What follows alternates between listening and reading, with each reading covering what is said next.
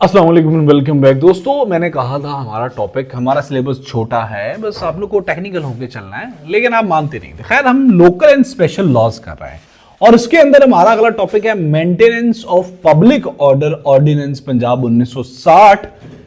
इसको तरमीम की गई थी इसके अंदर 2015 के अंदर। उसका नाम था क़याम अमन व अमा पंजाब ऑर्डिनेंस 1960, जिसको बाद में तरमीम करके इसका नाम रखा गया था पंजाब क़याम अमन व अमा तरमीमी ऑर्डिनेंस 2015।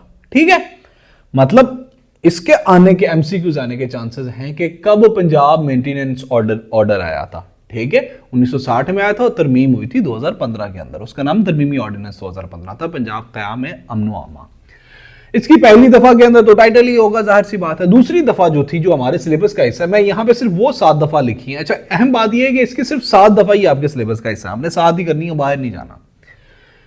तो इसकी जो दूसरी दफा है वो हमारे सिलेबस का हिस्सा है। दूसरी, तीसरी, चौथी, 5वीं, 6ठी, 8वीं और 16वीं, और कोई नहीं है।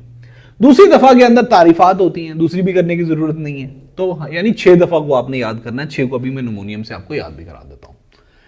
तो तारीफात में बोर्ड को डिफाइन किया गया है। बोर्ड क्या होता है? बोर्ड नजर सानी बोर्ड होगा जो कि उसको दोबारा से नजर सानी कर सकेगा किसी भी किस्म के अमन आमा से मुतालिक जो बात होगी उसको। ठीक है, कोर्ट से मुतालिक ज़ाब्ता फौजदारी 1898 है। हसास अवामी जगहों से मुराद, हसास अवामी जगहों के बारे में है ये पूरे का पूरा ऑर्डिनेंस। हसास अवामी जगहों से मुराद ऐसी जगह जहां पे लोग मजहबी और सियासी गुफ्तो शनीद के लिए, अमूर के लिए इकट्ठे होते हैं, उसको हसास अवामी जगह कहेंगे। ठीक है, तीसरी दफा के अंदर मुश्तबा अफराद को गिरफ्तार करने का इख्तियार दिया गया है। Government, district, provincial government Majaz है कि अगर कोई क़याम अमन व अमा से मुताल्लिक कोई बंदा, अगर आप उनको लगेगा for any logic, for any reason, तो उसको गिरफ्तार करके हिरासत में रखा जा सकता है।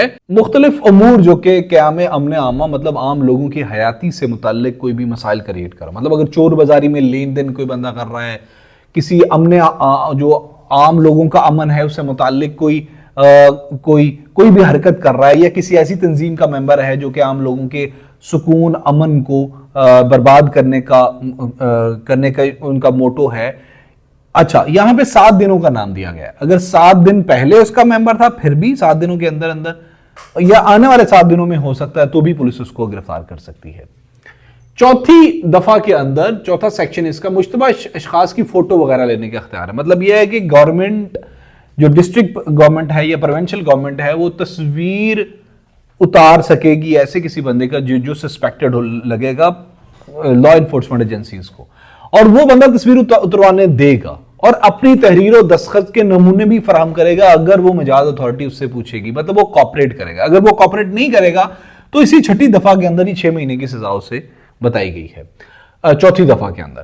तो 5वीं जो दफा है, ये मुश्तबा अशखास की निगरानी का इख्तियार देती है। मतलब अगर कोई सस्पेक्टेड बंदा है तो उसकी निगरानी गवर्नमेंट, प्रोविंशियल या डिस्ट्रिक्ट मजिस्ट्रेट की अथॉरिटी से, इजाजत से या उसके हुक्म से, जो है उसकी सुपरविजन के अंदर ऐसे बंदे की निगरानी कर सकती है। वो कहाँ रहता है, किधर रहता है, कितने लोग रहते हैं, इस बाबत वो कर सकती है।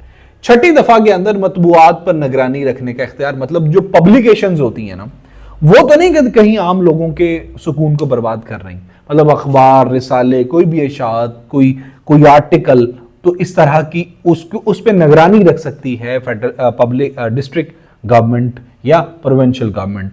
वो उस तबात की, उस पब्लिकेशंस की ममानत कर सकती है, रोक सकती है, और उनकी नकूल, अगर बहुत ज्यादा पब्लिकेशंस छप चुकी हैं तो उनकी नकूल को जब्त कर सकती है। छठे आर्टिकल के अंदर पंजाब क़याम ऑर्डिनेंस अमन आमा तरमीमी ऑर्डिनेंस 2015 के अंदर। 8वें सेक्शन के अंदर जलसा हाय आमा की रिपोर्ट्स हासिल करने का इख्तियार देती है डिस्ट्रिक्ट गवर्नमेंट को ये ऑर्डिनेंस। मतलब जो डिस्ट्रिक्ट मजिस्ट्रेट है ना, वो उसके हुक्म से हेड कांस्टेबल से ऊपर के ओहदे का या हेड कांस्टेबल के ओहदे का बंदा किसी भी जलसे पे पुलिस का चेक रख सकता है। उसको इख्तियार है, जो लॉ इन्फोर्समेंट एजेंसी है वहां पे अपना चेक रख सकती हैं, वहां पे जांच पड़ताल कर सकती हैं कि ये कहीं लोगों के फलाह, जो आम लोग हैं उनके अमनो امن سے متعلق تو کوئی ولنریبلٹیز نہیں ہے سسٹم کے اندر. تو 16ویں دفعہ جو ہے نا وہ افواہیں وغیرہ پھیلانے سے متعلق ہے. مطلب اگر کوئی بندہ تحریر و تقریر یا کسی بھی طریقے سے کوئی فرقہ واریت یا کوئی ایسی خوف و خطر سے متعلق ایسی افواہ پھیلائے گا جو کہ عام لوگوں کی زندگی میں کے امن کو ڈسٹرب کر سکتی ہے، تو ایسے بندے کو 3 سال تک کی سزا ہو سکتی ہے. صرف یہ 7 دفعات ہی آپ کے اندر ہیں، یعنی 6 آپ لوگوں نے یاد کرنی ہے اوپر تعریفات کو. تو یہ 7 دفعات کو ذرا دوبارہ سے دیکھ لیجئے، کوشش کیجئے ان کے نوٹس بنا لیں.